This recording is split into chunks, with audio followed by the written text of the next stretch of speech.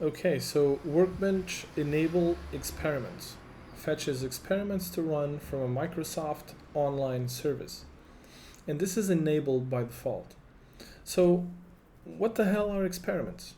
So, the VS Code team tries to optimize the experience of using VS Code, and for that, sometimes they load some what they call experiments into your editor, and most of the times these are essentially A/B tests, if you know what that is. So you change a small feature, and then you try and measure some metric related to that feature, and you see if this new feature works as intended or if you can improve it. So essentially, if you know about A/B testing, this is what this is most of the time.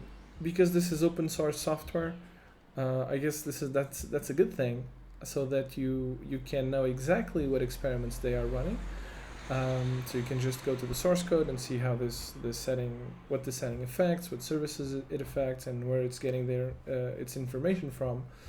But usually it's just A/B testing. So I'm going to leave the setting set to true because I want to help VS Code's team to do a better job, because this is the editor that I use.